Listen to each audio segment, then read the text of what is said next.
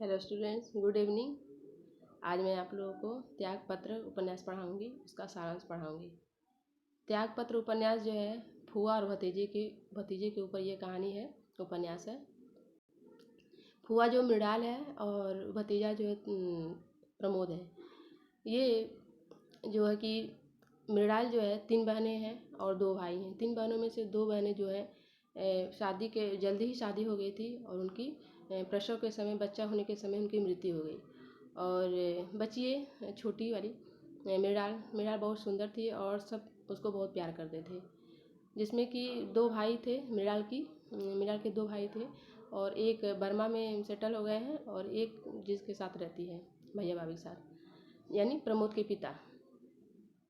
प्रमोद से वह केवल 4 या 5 साल की बड़ी थी। दोनों में बहुत ही पड़ती थी। प्रमोद जो है फुआ को बहुत प्यार करता था, फुआ प्रमोद को। फुआ जब स्कूल से आती थी तो जितनी भी छोटी बड़ी बातें होती थी सब प्रमोद को बताती थी और दोनों में बहुत मतलब हिल मिल था। मृणाल की जो कहानी है, दुखों की जो कहानी है, वह उसके शादी के बाद शुरू होती है। मृणाल की एक सहेली है, इसका नाम शीला है। शीला उसकी बेस्ट फ्रेंड है और शीला का एक भाई है। उसी समय उनकी जो है प्रेम कहानी, मतलब उनका मतलब प्रेम हो जाता है। यह बात उनके घर वालों को पता लगती है, भाभी को पता लगती है और भाभी जो है इस बात को जब सुनती हैं तो गुस्सा हो जाती हैं और इतना गुस्सा होती हैं कि घर में बंद करके उनको बेत से मारती हैं। ये सारी घटनाएं होती हैं। उसके बाद उनकी शादी तय हो जाती है मृणाल की। और मृणाल की जो शादी तय होती है बहुत ही अच्छा घर में तय नहीं होती है, बहुत ही मतलब क्या कहें, अधेड़ आदमी से शादी तय होती है। और शादी जो है पहले उनकी जो पत्नी थी, उनकी जो वाइफ थी जिससे मृणाल का शादी हुआ है, उनकी मृत्यु हो गई और ये दूसरी जा रही है और उम्र भी बहुत बड़ा है, फिर भी हो जा रही है शादी। यही तो लड़की की मजबूरी है, वो कुछ बोल नहीं पाती हैं। जो कुछ ठीक है, जो कुछ हुआ। लेकिन कुछ ही दिनों बाद प्रमोद को पता चल गया कि बुआ की जो शादी हुई है वहाँ पर वो खुश नहीं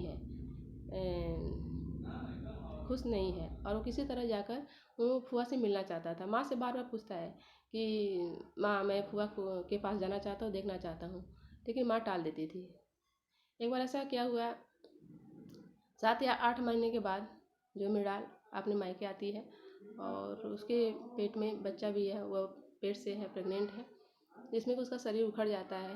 जो मृणाल बहुत सुंदर थी लेकिन उस समय उसका चेहरा उतर गया है। ये सारी चीज़ें देखकर प्रमोद बोलता है कि फुआ, तुमको वहाँ पर जाने की क्या ज़रूरत है, तुम वहाँ मत जाओ। लेकिन वो बच्चा है, उसको क्या समझ में आता है, उसको मतलब क्या ससुराल शादी विवाह, वो टाल देता है। फिर बातों ही बातों में बोलती है क्या नाम है, मृणाल प्रमोद से, क्या तुम्हें बेत से मार खाना अच्छा लगता है प्रमोद? तो कोई भी बोलेगा कि नहीं, अच्छा नहीं लगता है, लेकिन वो समझ नहीं पाता था कि मतलब बेत से मार खाना क्या, यहाँ मतलब क्या फुआ को मारा जा रहा है, वहाँ पर क्या उसके साथ क्या व्यवहार हो रहा है, उतना वो ध्यान नहीं देता है। लेकिन वो बातों में बता देती है प्रमोद को। फिर उसके बाद किसी तरह फूफा जी आते हैं, उनको लेकर फिर चले जाते हैं। एक बार ऐसा होता है कि जिससे वो प्यार करती थी, शीला के भाई से, उनका एक लेटर आया कि जिस समय वो प्रेम करती थी उसमें तो उस लायक नहीं था। हाँ, बहुत पढ़ा लिखा भी नहीं था, कोई नौकरी चाकरी भी नहीं था, इसलिए वो समाज के सामने खड़ा नहीं हो पाता था कि मैं तुमसे शादी करना चाहता हूँ या प्यार करता हूँ। ऐसी कोई बातें वो बोलने के काबिल नहीं था। लेकिन जिस समय वो लेटर दिया है मृणाल को, उस समय वह पढ़ लिख गया है, खूब मतलब उस लायक हो गया है कि उसका वो लाइफ पूरा मतलब उसके साथ जीवन बिता सके, अच्छा खासा जीवन बिता सके। तो उस लेटर में लिखा यही था कि उस समय मेरी औकात नहीं थी कि आपसे मतलब शादी कर सकूं या फिर समाज के सामने आ सकूं, लेकिन मैं अब इस लायक हो गया हूं कि आपको अपने साथ रख सकता हूं या फिर समाज के सामने मैं आपको स्वीकार कर सकता हूं।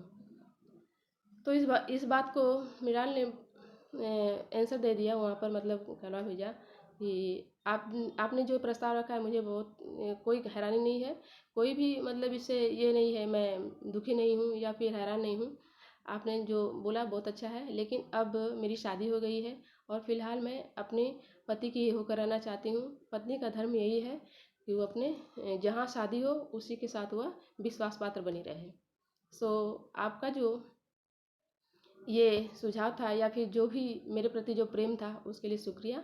अब ऐसा कभी आप सोचिएगा भी मत। ये सारी बातें जो है वो अपने पति को बता देती है, और पति क्या है उस पर मतलब क्या है, एक अलग चरित्रहीन टाइप की औरत उसको समझ लेते हैं, और घर में क्या होता है, कलह हो जाता है।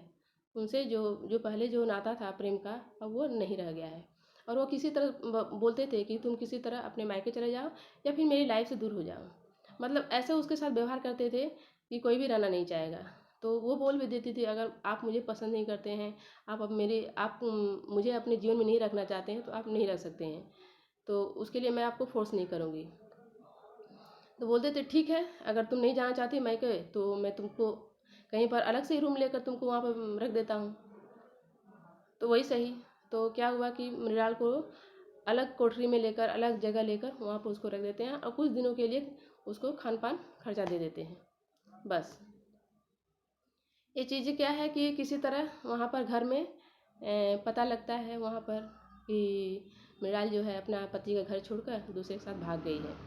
लेकिन था तो उल्टा, उसके साथ क्या घटना ये तो कोई मतलब सही रूप से नहीं बता रहा था प्रमोद को।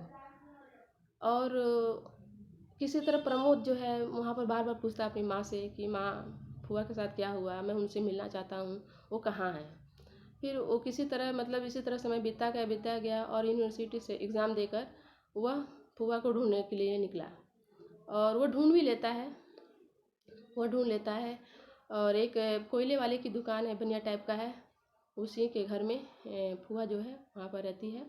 और जैसे ही प्रमोद वहाँ पर प्रवेश लेता है, फुआ को जब देखता है, ऐसे घर में 10x12 का 10x12 का रूम है, छोटा सा रूम है, और फुआ जैसे रहती है मतलब इस रूप में वो कभी फुआ को देखा नहीं था, और उसके अंदर में मतलब वो रो रहा था, ऐसा लग रहा है कि उसके मतलब वो रो देगा, अंदर ही कचोट रहा था कि फुआ की दशा क्या हो गई है, क्या मतलब ये कहाँ इसका जीवन जा रहा है, मतलब उसको समझ में नहीं आता मैं क्या करूँ। फुआ जो है देखते हुए भी उसको क्या नाम है प्रमोद से बोलना नहीं चाहती थी कि मतलब उसकी जो अवस्था है कि मतलब बोल नहीं सकती कि अपना परिचय वहाँ पर दे, वो जानबूझ कर परिचय नहीं देना चाहती थी। लेकिन प्रमोद भी था हटी, बोल भी दिया कि फुआ तुम मुझसे नहीं बोलोगी, प्रमोद हूँ, तो किसी का भी दिल लेगा जो कि अपने भतीजे को बहुत ही प्यार करती है, तो कैसे नहीं बोलेगी। तो वहाँ पर बोले क्यों नहीं, मैं पहचानती नहीं, प्रमोद है तू, अच्छा बैठ। उसी बीच जो कोयले वाला है वो आता जाता है, हेरा फेरी लगाता रहता है। तो प्रमोद देख रहा है, बोले अपने मन में सोच रहा है ये कौन है भाई। तो वो समझ गई मृणाल कि देख रहा है, तो वो मतलब क्या पूछेगा, बता ही दी कि ये मैं इसके साथ रहती हूँ, और अपना सारा कहानी बताई। जब उसके फूफा ने उसको छोड़ दिया तो इसी आदमी ने उसकी जान बचाई, वो सुसाइड करने वाली थी, तो उसका मेरे जीवन पर बहुत एहसान है, आज मैं यहाँ पर जो हूँ तो उसी के कारण हूँ। ये सारी चीज़ें प्रमोद को बताती है, और ये भी बताती है कि अब वो समय भी आ गया है, एक दिन मुझे ये छोड़ कर चला जाएगा। अब इसकी रुचि मेरे में नहीं है। जिस समय मैं यहाँ पर आई थी उस समय यह मेरे लिए सब कुछ करने के लिए तैयार था, और वो जहाँ अगर जिस जो मैं बोलती उस समय वो कुछ कर देता। बहुत पागल था मेरे प्रेम में। मतलब वो ये भी बताती है कि मैं इतनी सुंदर हूँ, और मेरे ऊपर नहीं, मेरी सुंदरता के ऊपर इसका मन दिला गया। तो जो भी हो, इसने मुझे सहारा दिया, मेरा जो जीवन इसके कारण है, तो मेरा भी फर्ज बनता है कि मैं इसका साथ दूँ। अगर साथ दूँ तो अपने आप को ही समर्पित कर दे रही है पत्नी के रूप में, कि जो कुछ है मेरा एक शरीर ही है, तो अपने शरीर को ही सौंप दे रही है। तो ये नहीं समझते कि भतीजा क्या है, सारी बातें वो एक जैसे मतलब सहेली होती है अपनी सहेली से बोलती है, एक दोस्त होता है दोस्त से बोलता है, इसी तरह वो सारी बातें प्रमोद को बोल देती है, सब खुल्लम खुल्ला बोल देती है, इसमें कोई छिपाव नहीं रखती है। तो वहाँ पर प्रमोद को कुछ समझ में नहीं आ रहा है कि क्या करे। फुआ ने जो किया वो सही है या फिर हम जो देख रहे हैं वो सही है, क्या करूँ मैं, मतलब उसको कुछ समझ में नहीं आ रहा है। और फुआ को बोल रहा है कि फुआ ठीक है, सब कुछ ठीक है, तो तुम चलो मेरे साथ चलो, पिताजी की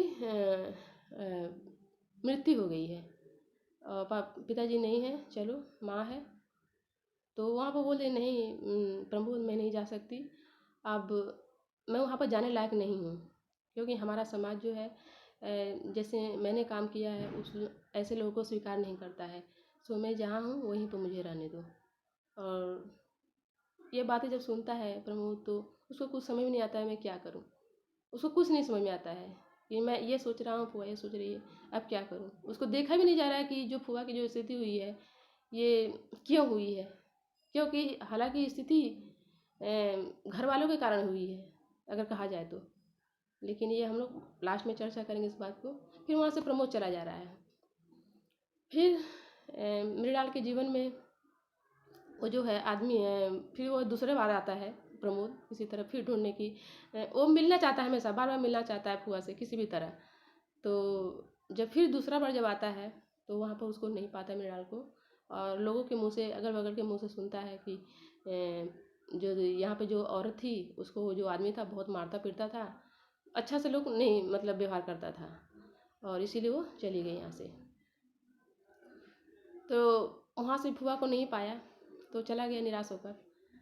तो एक बार क्या हो कि इसकी शादी तय हो गई, क्या नाम है, प्रमोद की शादी तय हो गई। और जहाँ पर शादी तय हो रही है उसी के घर में वो पढ़ा रही है, बच्चों को पढ़ा रही है, 2 बच्चे हैं, मृणाल पढ़ा रही है। जैसे पढ़ा रही है वहीं पर देखने आया है क्या नाम है, प्रमोद। प्रमोद देखने आया लड़की को, उसका नाम राजनंदिनी है। राजनंदिनी बहुत ही सुंदर है और देखते ही उसको पसंद आ गई, उसमें कोई ये लेकिन की बात नहीं थी। और सब कुछ ठीक ठाक हो गया तो वहाँ पर देख रहा है कि फुआ पढ़ा रही है, तो पहचान गया तो फुआ ही है, फुआ ही पहचान गई प्रमोद है। तो एक तरह से उसको दुख भी हुआ कि मेरी फुआ मतलब कहाँ से कहाँ उसका जीवन जा रहा है। वहाँ पर कोयले वाले के पास देखा, फिर यहाँ पर बच्चों को पढ़ा रही है, मतलब क्या क्या इसके साथ घटना घट रही है। और मतलब पहचान हो जा रहा है तो बोले कि तेरा शादी तय हो रहा है, ये हो रहा, हाँ तो तुमको आना ही हुआ पड़ेगा, तुम नहीं आओगे तो शादी नहीं होगा, तुमको ये तो यहाँ पर तो तुमको मना नहीं करना होगा। तो फुआ बोली हाँ ठीक है, क्यों नहीं आऊँगी, आऊँगी। और सब कुछ जब तय हो जा रहा है तो वहाँ पर प्रमोद जो है वो है छिपाव नहीं रखना चाहता है। वो सोचता है कि शादी ऐसी चीज़ है ये बता कर करनी चाहिए, साफ़ सुथरा करना चाहिए, किसी को छिपाना नहीं चाहिए। और ये बातें सारी बातें जो है अपने ससुराल में मतलब जो ससुर हैं या फिर जितनी भी फैमिली है, अपनी पत्नी है जो नंदिनी है, राजनंदिनी, उसको बता देते हैं ये मेरी फुआ है। और फुआ के बारे में शायद सबको मालूम है कि इसके साथ क्या क्या हुआ है, दूसरे आदमी के साथ भागी है, चाहे जो भी है। तो राजनंदिनी को कोई एतराज़ नहीं है जिससे शादी होने वाली है, और न ही उनके ससुर को, ससुर को भी एतराज़ नहीं है। लेकिन जिन घर में केवल शादी तो एक लोग 2 लोगों से नहीं होती है ना, पूरे परिवार से होती है। हमारा जो इंडियन कल्चर है पूरे फैमिली से शादी होती है। तो यहाँ पर राजनंदिनी और उसके पापा तो तैयार ही थे, लेकिन और लोगों के जितने घर में जो लोग थे उन लोगों के दबाव में आकर शादी क्या हो गई, टूट गई। और लोगों को पसंद नहीं था कि ऐसी शादी हो, जिसके घर में ऐसी बहन हो, फुआ हो, ऐसे घर में रिश्ता ठीक नहीं है। तो शादी टूट जाती है। हालांकि राजनंदिनी के जो पिताजी हैं उनसे जीवन भर प्रमोद का वार्तालाप होता रहता है, बातचीत होती रहती है। ऐसा कोई नहीं था कि शादी टूटने के बाद उनका कोई रिश्ता नहीं, हमेशा बातचीत होता था। सो यहाँ पर भी रिश्ता टूट गया। और फिर उसकी बुआ को ऐसा लगता है कि मैं अशुभनी हूँ, मैं जहाँ जाती हूँ मेरा तो तकदीर खराब ही है, मैं तो अभागिन हूँ ही, और जहाँ जाती हूँ उसका भी जीवन जो नष्ट कर देती हूँ। सो वहाँ से भी वो हट जा रही है, जहाँ से वो पढ़ा रही है वहाँ से भी हट जा रही है। फिर जब दूसरी बार जब आ रहा है जहाँ पर फुआ पढ़ाती थी जिन बच्चों को, जहाँ पर रहती थी, तो पता लग रहा है कि यहाँ पर नहीं रहती है वो। उसका एक बच्चा था और मिस्री वाले साथ उसको अपनाने वाले थे, लेकिन उसने नहीं दिया और वो बच्ची मर गई, भूख के मारे, मतलब गरीबी के मारे मर गई। तो वहाँ से भी निराश होकर लौट आ रहा है, चला आ रहा है बेचारा। फिर मृणाल जो है 3 बार गया वो मृणाल के पास 3 बार गया है लाने के लिए, लेकिन वह एक बार भी मतलब वहाँ पर जाने के लिए तैयार नहीं है, क्योंकि हम लोग का समाज ही नहीं उसकी इजाज़त देता है। आज हम लोग बाद में चर्चा करेंगे, बीच में मैं बोल दे रही हूँ, सॉरी। जब लास्ट में क्या होता है, मृणाल ऐसे जगह पर आ रही है जहाँ पर मतलब समाज से उपेक्षित लोग रहते हैं, जैसे हिजड़े हुए, वेश्याएँ हुई, अधेड़ उम्र के जितने भी, और प्रोफेशनल जो किलर विलर होते हैं उस टाइप के, तो वहाँ पर रह रही है। मतलब ख़राब जगह है, अच्छा जगह उसको नहीं माना जाएगा। तो लास्ट में मृणाल का लेटर आता है प्रमोद के पास, और प्रमोद जाता है। जब ये सब दशा देखता है तो उसको मतलब अंदर में वो खून के आंसू रोता है कि मेरे फुआ के साथ क्या हो रहा है, कैसी मेरी फुआ थी, कितनी नटखट थी, उसका जीवन कितना खुशी से भरा हुआ था, ऐसा कैसे उसका जीवन हो गया। मतलब वो कुछ कर नहीं पा रहा था, उसको दिल में बहुत सारी कचोट थी कि मैं कुछ कर नहीं पा रहा हूँ, बहुत ही विवश हूँ। और जब वो फुआ से मिलता है तो उस समय भी फुआ को बोलता है कि फुआ अब चलो, अब तुम्हारी मुझे बहुत ज़रूरत है, क्योंकि अब माँ भी नहीं है, माँ बाबू कोई नहीं है, और मेरी शादी हो गई है, अब तुमको कोई बोलने वाला नहीं है, अब तुम चलो मेरे साथ। वो बार बार प्रार्थना कर रहा है कि फुआ चलो, लेकिन फुआ वहाँ पर मतलब क्या है, अब लास्ट में भी मतलब ये होता है ना कि सब समय गुजर गया तो लास्ट में क्या जाना। तो वही बोले कि नहीं प्रमोद, तू नहीं समझोगे, मैं जहाँ पर रहती हूँ यही मेरा परिवार है, और मैं तुम्हें समझा भी नहीं सकती। जो मेरे पर गुजरे या फिर जो मेरा समाज है, जो हमारा समाज है, मैं तुमको नहीं बता सकती हूँ और तुम समझ भी नहीं सकते। सो मैं जहाँ पर हूँ वहीं पर मुझे रहने दो, और हो सके तो जो भी है खान खर्चा जो भी है, मेरी दवा की जो भी है वो सारे तुम दे दो, जो भी खान खर्चा है, लेकिन मैं यहाँ से जाने वाली नहीं हूँ। और वहाँ से भी वह प्रमोद निराश होकर लौट जाता है। कुछ जो पैसे रुपए होते हैं वो फुआ को दे देता है, और किसी अपने साथी से हॉस्पिटल में फुआ को भर्ती करवा देता है। इस उपन्यास में सब जब ये देख के चला आता है तो फिर लास्ट में प्रमोद को फुआ के मरने की खबर आती है कि फुआ मर गई हैं। यह बहुत ही मतलब रुलाने वाली, अंदर अंदर मतलब हम लोग जो बोल रहे हैं तो अंदर से हो ही रहा है, लेकिन जिसके साथ घटना घटी, ये सत्य घटना है। ये अंग्रेजी उपन्यास का ये अनुवाद हिंदी है, तो बहुत ही मतलब अंदर में उसको मतलब ये होता है ना कि दिख नहीं रहा है, और उसको इतना दर्द हुआ, प्रमोद को इतना दर्द हुआ कि वकील तो पहले था, फिर लास्ट में वो जज हो गया, हाई पोस्ट पर हो गया है। इतना दर्द हुआ कि वह अपनी जजी से इस्तीफा दे दे रहे हैं, और बोल रहे हैं कि जो अपने घर में लोगों के साथ न्याय नहीं कर सका, हाँ, लोगों के साथ वो पालन नहीं कर सका, न्याय का पालन, आदेश का पालन नहीं कर सका, वो दूसरे के साथ न्याय क्या करेगा। मैं अपनी फुआ के साथ, बुआ के साथ न्याय नहीं कर सका, हालांकि कर सकता था। मैं उस जगह पहुंच गया था, भगवान ने मुझे वो सब कुछ दिया था जिससे मैं अपने फुआ की लाइफ को चेंज कर सकता था, बुआ की ज़िंदगी को मैं परिवर्तन कर सकता था, परिवर्तित कर सकता था, लेकिन मैंने नहीं किया, नहीं कर पाया। मुझे करना चाहिए था। अगर मैं वहाँ पर दृढ़ प्रतिज्ञ हो जाता कि नहीं फुआ तुमको चलना ही है, तो फुआ ज़रूर आती, लेकिन मैं भी वहाँ पर ढीला हो गया।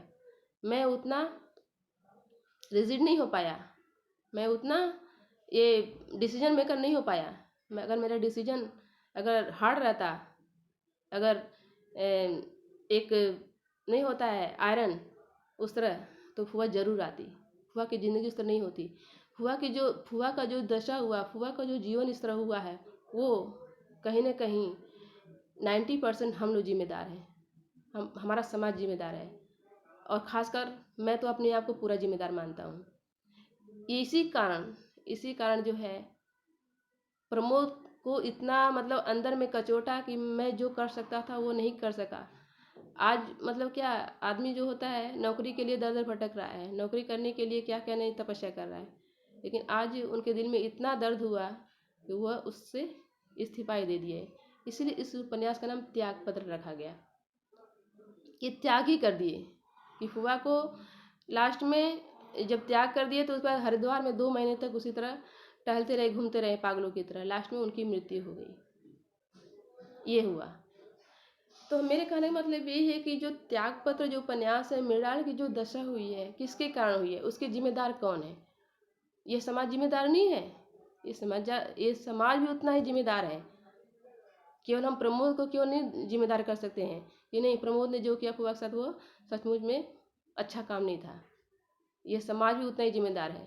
अगर समाज, अगर जिसकी शादी हो जा रही है, जिस बेटियों की शादी हो जा रही है, अगर कामयाब नहीं हो रही है, अगर वो मायके में रह रही है, तो समाज उसको एक्सेप्ट नहीं करता है। ऐसी मृणाल हमारे देश में करोड़ों हैं, अभी भी हैं, जिसको कि अपने, अगर वो मायके में आकर रह रही है, उसकी शादी कामयाब नहीं होती है, तो उसको लोग रहने नहीं देते हैं। उनकी नज़र ही ऐसी होती है कि वो लड़की देखकर खुद ही समझ जाती है कि ये लोग हमको एक्सेप्ट नहीं कर रहे हैं। माँ बाप को खिलाने पिलाने में कोई तकलीफ नहीं है, लेकिन समाज को बहुत तकलीफ होती है। ऐसा नहीं होनी चाहिए, ऐसा होना नहीं चाहिए। आज जो मृणाल की जो दशा हुई है, जिस स्थिति के लिए वो जिस स्थिति में वो चली गई, उसके जिम्मेदार समाज, मैं तो बोलूँगी 100% इसका जिम्मेदार समाज है। समाज को अपने थिंकिंग में बदलाव लाना चाहिए, बदलाव लाना पड़ेगा, ताकि ऐसी मृणाल फिर पैदा ना हो। हमारी जो सोच है समाज की क्या है कि अगर जो एक बार शादी हो जाती है लड़की की मायके से, तो अर्थी निकलती है ससुराल से। ये क्या हुआ? अर्थी क्यों निकलेगी? जिस बच्चे को मैंने जन्म दिया अर्थी निकालने के लिए? ऐसा कभी नहीं। वो ज़माना गया, वो सोच पहले की थी, अब वो सोच नहीं रखनी चाहिए। ऐसी मृणाल फिर पैदा नहीं हो। ऐसी मृणाल हमारे देश में अभी भी हैं, लेकिन फिर भी बहुत हद तक इसमें सुधार हुआ है। सो ये जो उपन्यास लिखने का सबसे बड़ा यही है, मतलब मैसेज यही है कि ऐसी मृणाल के लिए और समाज न जिम्मेदार रहे। ऐसे समाज ने ही उस परिवार को मजबूर किया, परिवार ने मजबूर किया इस मृणाल को इस स्थिति में आने के लिए। सो ये जो उपन्यास है बहुत ही सुंदर उपन्यास है, छोटा उपन्यास है, लेकिन अंतर्द्वंद मनोविश्लेषणात्मक साइकोलॉजी इसमें कि जो हमारे मन में जितने भी मतलब ये उबाल उठ रहा है, इतनी तड़प उठ रही है कि इसके साथ जो हुआ अच्छा नहीं हुआ। सो ये सभी समाज, जितने भी समाज में जितनी भी लड़कियां, जितने भी नारी जाति हैं, उस सब के लिए एक मैसेज है कि ऐसी मृणाल हम लोग न पैदा करें, ऐसी मृणाल बनने पर हम मजबूर ना करें। ऐसे लोग ऐसे बनाए अपनी बेटियों को ताकि वो अपने पैरों पर खड़ा हो सके। ना हमें मायके की ज़रूरत हो और नहीं ससुराल की ज़रूरत हो। तीसरा जगह हो जहाँ पर वह फ्री हो सके, किसी की ज़रूरत ना हो, किसी पर डिपेंड ना हो। सो ये जो उपन्यास था आप लोग ज़रूर पढ़िएगा। बहुत ही छोटा उपन्यास है और बहुत ही मैसेज है इसमें, और समाज के लिए, हमारे लिए, जो कि हमारे समाज में ऐसे मतलब आए दिन हो रहे हैं, और ऐसे लोग बहुत सारी मृणालें जो है जी रही हैं। सो आज के लिए इतना ही। Thank you.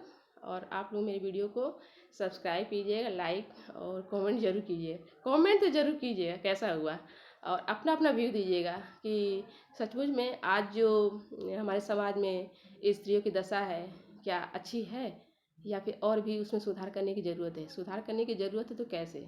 Okay, thank you.